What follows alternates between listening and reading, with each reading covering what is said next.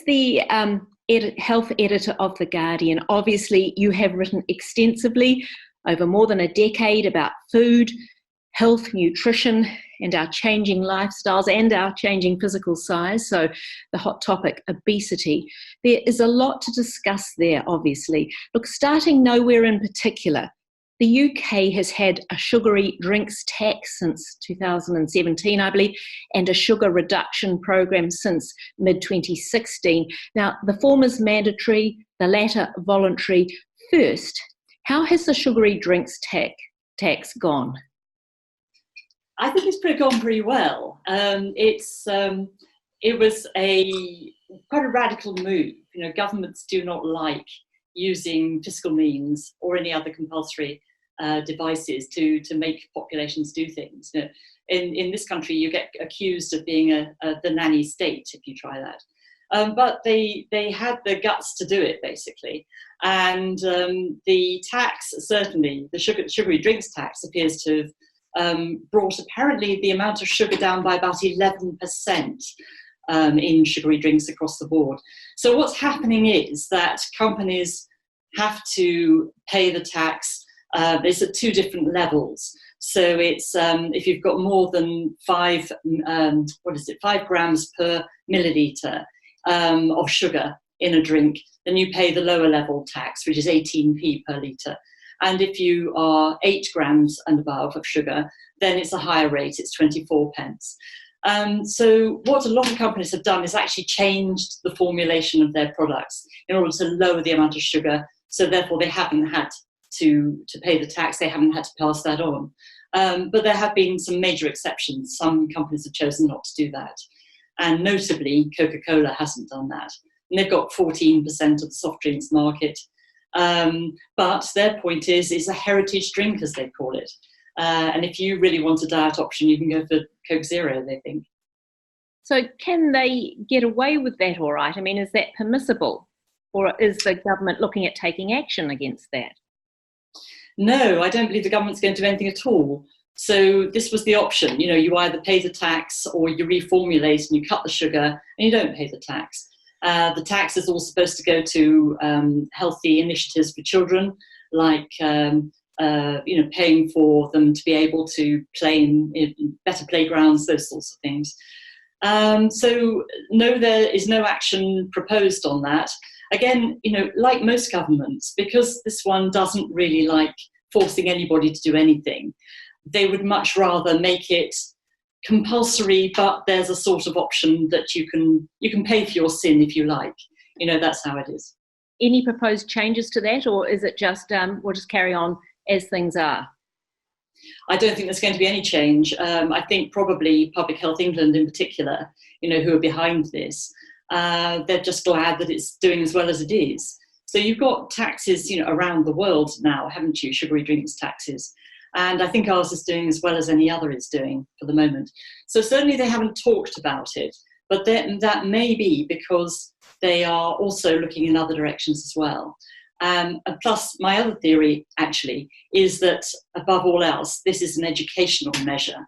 You know, by putting a tax on a drink, people know that there is a problem with that drink. So any response to that on the family front, either because it's more expensive, not buying a massive great bottle of Coca-Cola to give to your family, or simply by realising that actually it's not always that clever to drink an awful lot of sugary drink, which people didn't realise before, frankly. So in that respect as well, it's working. You've mentioned earlier about the public getting certain messages through the media reporting about sugar or whatever. So at least public awareness is rising. But I wonder if there's also a potential for confusion and turn off on the part of the public because of them changing messages all the time. And as an example of that, I noticed in the New Scientist recently a cover story saying convoluted studies, cherry-picked evidence, contradictory advice, why everything you know about nutrition is wrong. So I wanted to ask you, as a journalist covering this very closely, do you think there is a danger of people becoming confused, thinking, well, I hear one thing one minute, one thing the next, well, I'm just going to turn off and do what I want because it doesn't matter? Yes, absolutely. Yes, I think it's happening all the time. I think an awful lot of people are taking the view now that they just don't believe what they read in the papers when it comes to food and nutrition. And it's massively confusing. I even struggle with it in my own office, because people will question what I've written because they've seen other things somewhere else. It's actually quite hard to take a line and stick to it that you believe to be right. So it doesn't help, because there are quite a number of what I'd like to call maverick scientists out there. You could call them mavericks. They are people who have a different view from the mainstream. And as a health journalist, I firmly believe that you have to weigh up the evidence on the basis of how good the evidence, the scientific evidence is, as you can judge it, but also who the people are who are telling you these things, and the positions that they hold, their experience, how many of them think one thing. So if the bulk of respected scientists around the world say one thing, it's highly likely that they're going to be right. I think it's the only way you can judge it, really.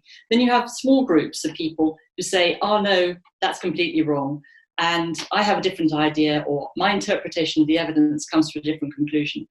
And trouble is that those people sometimes get published in a few scientific journals. And it's all in the interest, really, of headlines for those journals, maybe also espousing controversial views because they think they're exciting, or that they ought to be talked about in some way, but which is fine for a small segment of the scientific community, but actually is massively confusing to the general population. So, and also to health correspondents. So people like me have to decide what stories to do. Do I write just the stories that come out of the mainstream, or do I write this occasional maverick paper that's coming out from the left field and is saying something I don't think is entirely right? However, maybe it's the sort of subject that people are going to want to chat about in the pub. And that's one of the tests of a news story. Do people want to talk about it in the pub? And you could.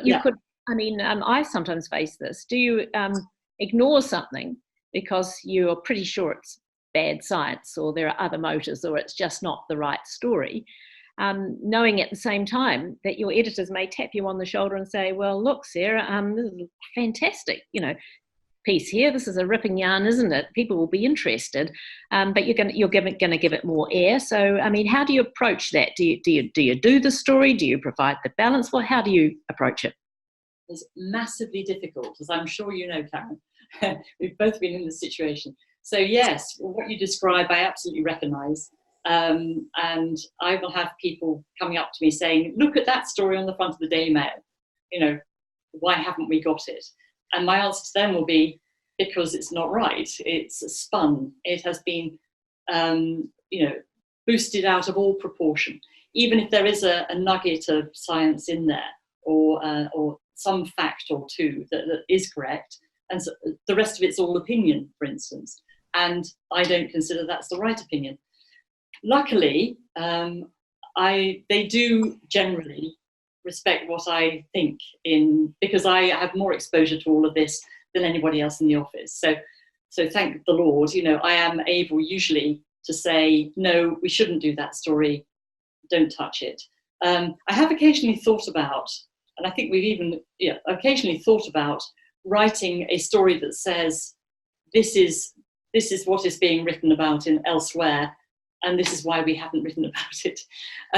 It's just actually not the sort of thing that a newspaper reader wants. They don't want to know that there's a story out there that you haven't covered and your reasons for not covering it.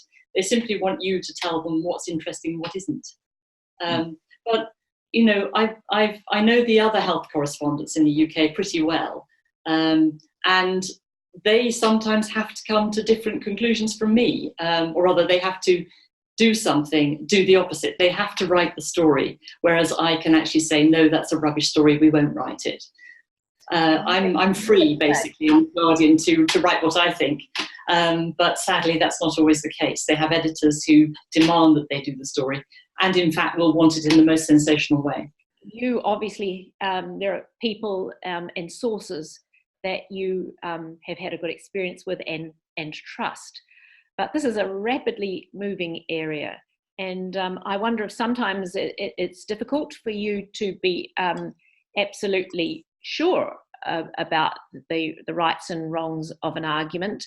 And so I wanted to ask you again, you know, how you do make those decisions when information is changing, when people are very insistent. Messages could be backed, who knows, by the industry, all sorts of forces at play. How do you make decisions, and are you always confident that you've got it right? And do you worry about how it's going to unfold afterwards? If perhaps you're not right, your sources are wrong, how do you view it? Yes, it is hugely difficult. And there are times when I don't sleep at night, frankly. I'm sure you've had the same experience. You do worry enormously about whether you are correct. You know, I do have come back from lots of stories that I do, because it isn't just this one where you get divisions amongst scientists.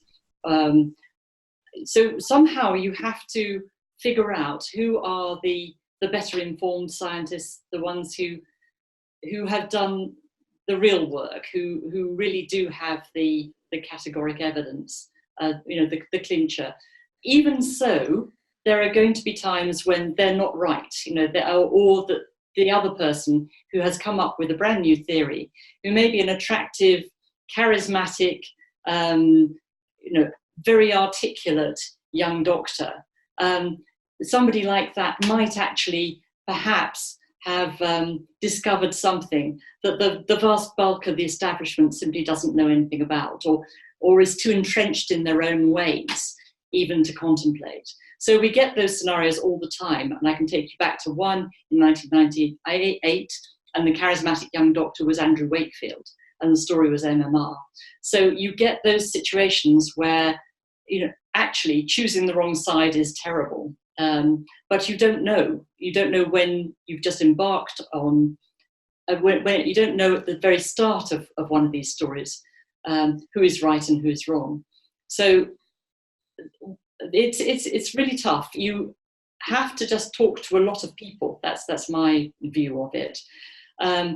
The danger is of getting attached to one individual, or one individual perhaps with a few supporters, who does really seem to have an attractive story. And usually I find, as I say, that these people are highly plausible, and they believe that they're right. And that's the really tough part, because you can't argue with them, because they will just, you know, they're so convinced that they will not take your arguments. And certainly the particular people I'm thinking of at this moment within the nutrition field have a particular view of things. And, you know, in this particular story, this is about statins, actually. The minority group referred to the vast bulk of the establishment, who says statins are safe, as eminence-based medicine, as opposed to evidence-based medicine, which is the usual catchphrase. So you can see where they're coming from. What they're saying is, look, the old establishment senior people, just because they've got amazing positions at Oxford University, it doesn't mean to say they're always right. They may just be so entrenched in their views. Perhaps they're paid, but if they're not paid by pharma, then at least their institution has had an awful lot of funding in the past from pharmaceutical companies, and so they're sort of institutionally blinkered. So you have that argument. You can't immediately say that these people are wrong. So I think what you have to do is keep talking. You talk to both sides. You try to weigh up where they are. I think it's quite important to look at the numbers of people who actually believe one way or another. So all these establishment people, it's not necessarily in their interest to agree with each other. Even establishment scientists do quite well if they can have an argument and one can beat the other one down, and someone else gets a better paper approved, you know, in Nature or something like that. So I think you can tell but actually the difficulty is that you can't early on in your career. It takes actually quite a lot of experience, quite a lot of going through these horrible situations and being lambasted by people to get to the point where you have almost a gut feeling for it. And even then you have to listen very hard. Yeah, and at times, I presume your job's the same. You can present the evidence, and you can do it in the way that you think is the best way. You weigh it up, and you might slightly weight it to one side because you think that's where the weight should go. So you try to be balanced. But the media, the public, I mean, they don't want too much complicated toing and froing. They just want to be told what's right and what's wrong. Is that another issue? Yes, it is. Yes, nuance is not very popular. But I think you need to do it. And I actually, again, perhaps I'm indulged. I do get the opportunity to write some quite long pieces. And in a very long piece that's several thousand words, you can argue it both ways. You can say, on the one hand, there are these people, on the other hand, there are those people, and bring the evidence together so that you take your reader with you through the difficulties of deciding who's right and who's wrong, and which way that they should come down. But on the whole, no, people are expecting you to say, whatever it might be, butter is bad for you. Statins are good for you. You just actually do have to write the headline. I don't write headlines, as a matter of fact, but what you write, as you will know, in your story will give rise to a headline. And it's that fundamental message that you're giving to people that you have to have worked out by talking to both sides. And the other associated question here is the science. How I'm not a scientist. You might have a scientific background. My family are all scientists, and I'm acutely aware, that a lot often it comes down to the science. And feeling, do you need to be a scientist yourself to be able to keep up with these really key details? How do you feel about that? Mm-hmm. Well, slightly guilty because I'm not a scientist either. So, except that my answer to that question is that scientists are not always the best people at explaining things to people who don't understand any science. Now, because I haven't got a scientific background, I think if I can do anything, at least I can talk to scientists, get them to explain it to me in simple terms so that I properly understand it, and then I can explain it to people who know less than I do. So that's the way I think about it. And if I'm wrong, I'm wrong. But I do have to work quite hard at the science to understand what people are, to understand where the evidence lies. But I have to say, as time goes on and you learn more and more, you do realise, you understand a lot of the terminology. You understand what evidence really is. I know the difference between a randomised controlled trial and an observational study. That sort of jargon becomes second nature as well.